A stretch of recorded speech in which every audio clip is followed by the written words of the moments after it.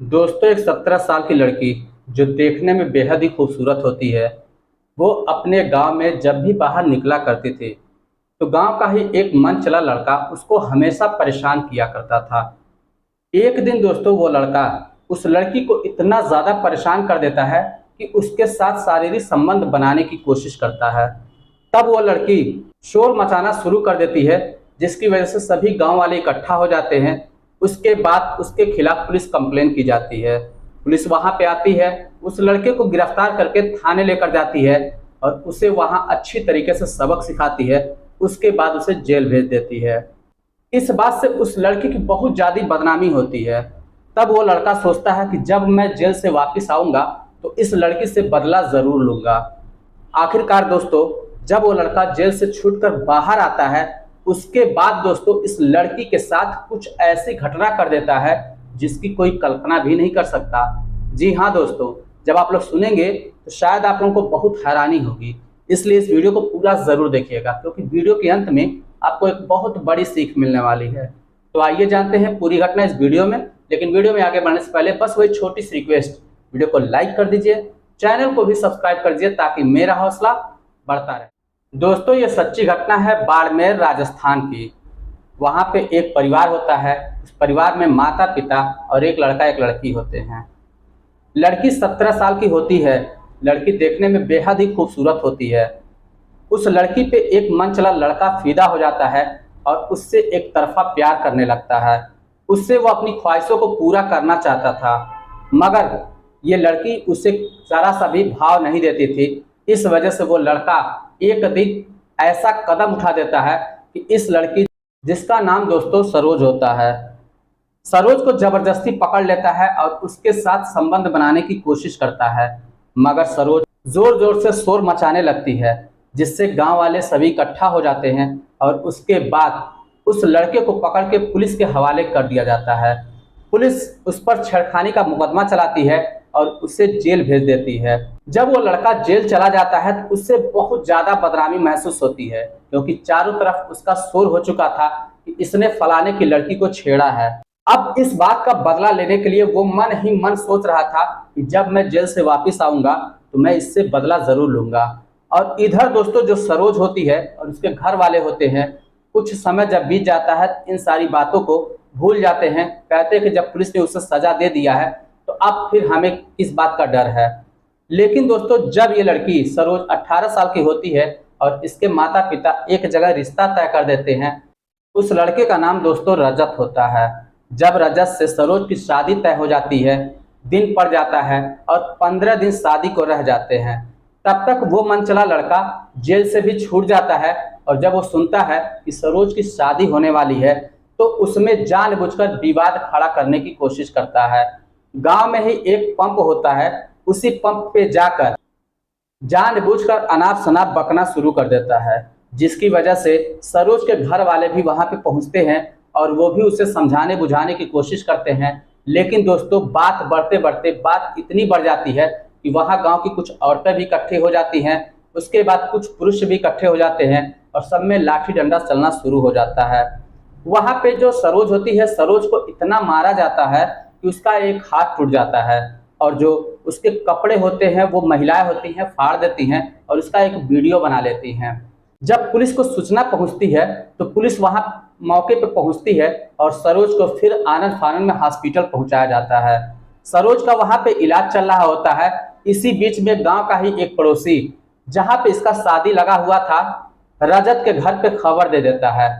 रजत के घर वाले भी दौड़े दौड़े हॉस्पिटल में आते हैं और हॉस्पिटल में जब सरोज का हाल देखते हैं, उनके पैरों तले से भी जमीन खिसक जाती है।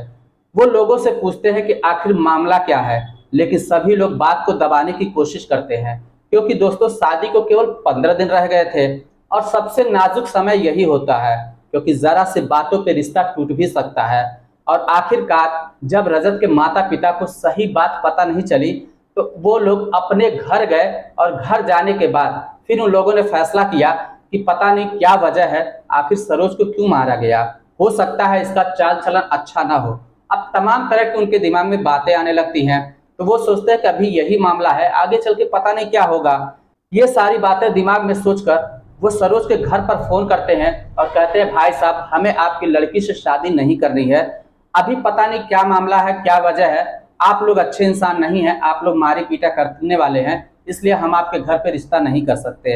ये कहकर फोन को कट कर देते हैं और आखिरकार दोस्तों रिश्ता टूट जाता है। लेकिन वहां पे जो रजत होता है, रजत को इस बात से बहुत ज्यादा दुख पहुंचता है, क्योंकि रजत सरोज से दिल ही दिल में प्यार करने लगा था। भले ही ये शादी अरेंज मैरिज थी, मगर फिर भी वो इसलिए प्यार करने लगा था क्योंकि जब शादी का समय नजदीक आ चुका था तो रजत और सरोज काफी देर तक एक दूसरे से बातचीत किया करते थे, अपने फ्यूचर प्लानिंग के बारे में बात करते थे कि हमारे कितने बच्चे होंगे और हम लोग अपनी जिंदगी को किस तरीके से जिएंगे।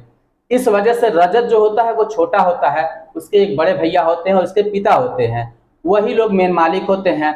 इस वजह से रजत का कुछ भी वहां पे चल नहीं पाता। लेकिन रजत दिल ही दिल में बहुत ही गलानी महसूस करता है और सोचता है कि आखिर मैं करूं तो क्या करूं, मुझे तो शादी करनी है लेकिन मैं अपने भाई और पिता के खिलाफ भी नहीं जा सकता। और इधर दोस्तों जो सरोज होती है उसका इलाज चल रहा होता है। कुछ दिन समय बीत जाता है, उसके बाद एक दिन रजत जो होता है वो सरोज को फोन करता है। इधर सरोज फोन उठाती है, तब रजत पूछता है कि हेलो कैसी हो, क्या हाल है तुम्हारा। इधर से सरोज कहती है क्या करेंगे अब ये सब कुछ कर, जब हमारे और आपके बीच में कोई रिश्ता ही नहीं बचा है तो फिर किस रिश्ते से आप मेरे पास फोन कर रहे हैं। रजत कहता है देखो रिश्ता भले ही टूट गया है मुझे भी पता है, लेकिन मेरे दिल का रिश्ता अभी भी तुमसे जुड़ा हुआ है। मैं तुमसे शादी तो करना चाहता हूँ, मगर मैं अपने भाई और बाप के खिलाफ नहीं जा सकता। वो लोग नहीं चाह रहे हैं ये शादी हो, इसलिए मैं क्या कर सकता हूँ। इधर जो सरोज इस बात को सुनती है, चलिए कोई बात नहीं, कम से कम आप मुझसे शादी करना चाहते हैं, मेरे लिए यही बहुत बड़ी बात है। बस आपसे एक रिक्वेस्ट है, आप चाहे जहाँ पे भी रहिए खुश रहिएगा, चाहे जिससे भी शादी करिए, मुझे कोई भी दिक्कत नहीं है। बस यही है कि कभी कभार आप मुझे फ़ोन कर लिया करिएगा, मैं इसी में खुश रह जाया करूँगी, सोचूंगी कि हाँ मुझे भी किसी ने दिल से चाहा था। ये सारी बातें जब रजत सुनता है तो उसकी आंखों में आंसू आ जाते हैं। वो अपने आप को संभालता है और सरोज से कहता है कि तुम परेशान ना हो, मैं देखता हूँ मैं क्या कर सकता हूँ। अभी ये सारी बातें हो रही थी, तब तक क्या पता चलता है कि सरोज के जो पड़ोसी थे जिन्होंने मारपीट किया था, जिसकी वजह से रिश्ता टूटा था, वो लोग फिर जो है दरवाजे पे आकर हल्ला गुल्ला करना शुरू कर देते हैं। तब रजत पूछता है कि सरोज ये कौन लोग हैं, तो सरोज कहती है कि ये वही लोग हैं जो उस समय बवाल किए थे और जिन्होंने मेरा हाथ तोड़ा था। और यही नहीं, आपको क्या पता है, जब आप लोगों ने रिश्ता तोड़ दिया उसके बाद एक बार फिर और आए थे, उस समय मेरी माँ का इन्होंने सर फोड़ दिया था। अभी ये सारी बातें हो ही रही थी, तब तक जो पड़ोसी होते हैं वो सरोज के पास पहुंच जाते हैं और सरोज को मारना पीटना शुरू कर देते हैं। सरोज के हाथों से फोन छूट जाता है, फोन चालू रहता है। रजत सारी बातें सुनता है, करीब 1 घंटे तक हेलो हेलो करता है, लेकिन कुछ भी कोई जवाब नहीं देता। उसके बाद वहां पे पुलिस आती है, पुलिस फिर मामले को शांत करवाती है। समय गुजर जाता है, फिर रात के समय रजत जो है दोबारा फिर सरोज को फोन करता है, तो सरोज जब फोन उठाती है तो वो फिर रोने लगती है। रजत पूछता है कि क्या हुआ, आखिर ये कौन लोग हैं जो तुम्हारे पीछे पड़े हुए हैं और तुम्हें क्यों मारना चाहते हैं, इस तरह की आखिर क्या बात हुई है, तुम मुझे सच सच बताओ। तब सरोज रोते हुए रजत को सारी सच्चाई बता देती है। वो कहती है कि मेरे ही गांव का एक मनचला लड़का है जो मेरे पीछे बहुत समय से पड़ा हुआ था। जब मेरे साथ उसने जबरदस्ती करने की कोशिश की तो मैंने शोर मचाया और लोग इकट्ठा हुए, उसके बाद उसे पुलिस के हवाले किया गया। वो जेल गया और जेल जाते समय उसने मुझे धमकी दी थी कि मैं जब जेल से वापस आऊँगा तो मैं तुम्हारे साथ ऐसा करूँगा कि तुम सोच भी नहीं सकती और तुम्हारी शादी कहीं पे नहीं होने दूंगा, और वो यही कर रहा है। अब ये बात जब रजत सुनता है तो उसको अंदर ही अंदर से बहुत ज़्यादा गुस्सा आता है। वो सरोज से कहता है एक काम करो, उसका तुम्हारे पास कोई फोटो वगैरह है क्या। सरोज कहती है हाँ बिल्कुल है, क्योंकि जब मारी पीटा हुआ था तो उस समय वीडियो बना था, वो चीज़ मैं तुम्हें भेजती हूँ। वीडियो भेजने के बाद जब रजत उस वीडियो को देख लेता है और पहचान लेता है कि आखिर ये कौन लड़का है, साथ ही साथ रजत सरोज से पूछता है कि ये बताओ वो रहता कहाँ पे है। तब सरोज कहती है कि वो कहीं कुछ काम नहीं करता, वो हमेशा घर पर ही रहता है और गांव की बहू बेटियों को हमेशा छेड़ा करता, परेशान किया करता है। ये बात सुनकर रजत को और भी ज़्यादा गुस्सा आ जाता है। वो फिर अपने कुछ दोस्तों को इकट्ठा करता है और उनसे बातचीत करता है। तब उसके दोस्त भी तैयार हो जाते हैं। सभी लोग तैयारी बनाकर फिर 4-5 लोग होते हैं और बाइक स्टार्ट करते हैं। फिर जो है सरोज के गांव पे पहुंच जाते हैं। सरोज के गांव पे पहुंचने के बाद उस लड़के के दरवाजे पे पहुंचते हैं और जानबूझ के उस लड़के से उलझते हैं। वो लड़का अपनी फितरत से वैसा था ही, तुरंत ही इन लोगों से उलझ जाता है और ये लोग पूरी तैयारी करके आए हुए थे। उसको इतना ज्यादा मारते हैं कि यूं कहिए उसका हाथ पैर सब कुछ तोड़ दिया जाता है। और उसके बाद जब देखते हैं कि इसकी हालत बहुत खराब है, फिर छोड़कर रजत और उसके सभी दोस्त वहां से भाग जाते हैं। लेकिन दोस्तों उनकी बाइक के नंबर से और उनके हुलिये से उनका पता बहुत जल्द ही पुलिस लगा लेती है। उसके बाद रजत और उनके दोस्तों को गिरफ्तार कर लेती है। गिरफ्तार करने के बाद जब उनसे पूछताछ होती है तो वो सारा सच उगल देते हैं। अब ये सारा सच जब सामने आता है तो कुछ पुलिस वाले भी होते हैं, वो भी जानते थे कि वो लड़का कैसा था। वो भी कहते हैं कि इसने जो भी किया अच्छा ही किया। बल्कि सरोज के जो गांव वाले भी थे वो लोग भी कह रहे थे कि इसके साथ जो कुछ भी हुआ वो अच्छा ही हुआ और ऐसा ही इसके साथ होना भी चाहिए। लेकिन जो रजत के घर वाले थे वो कह रहे थे कि बेटा, जब तुम्हारी शादी उस लड़की से टूट चुकी है तो तुम्हें इस मैटर में पड़ने की क्या जरूरत थी। तब रजत कहता है कि पापा, रिश्ता आप लोगों ने तोड़ा है, मेरे दिल का रिश्ता अभी भी कायम है। अभी भी मैं दिल में ही उससे प्यार करता हूँ। इसी वजह से मैं ये काम किया हूँ और मुझे इस बात का कोई पछतावा नहीं है। जब ये बात रजत के माता पिता सुनते हैं तो फिर उनके मुंह बंद के बंद पड़ जाते हैं। फिलहाल मारपीट का मामला था, पुलिस इन पर केस दर्ज करती है और इन पे फिर मुकदमा चलना शुरू होता है।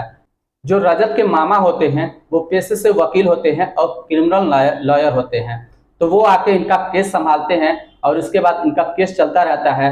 ये दोस्तों बात मई 2024 की है। इनका केस चलता है और इनको सजा हो जाती है। कुछ महीने के बाद ये फिर जमानत से बाहर आते हैं।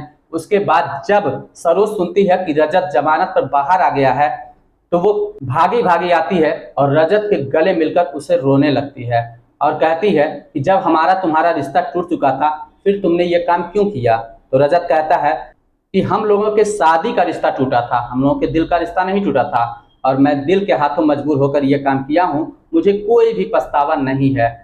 उसके बाद जब दोनों घर वालों को पता चल जाता है कि ये दोनों एक दूसरे से प्यार भी करने लगे हैं तो थोड़ा समय और बीतता है और 2-4 महीने के बाद इन दोनों की शादी कर दी जाती है और फिलहाल ये लोग बहुत ही अच्छी जिंदगी जी रहे हैं।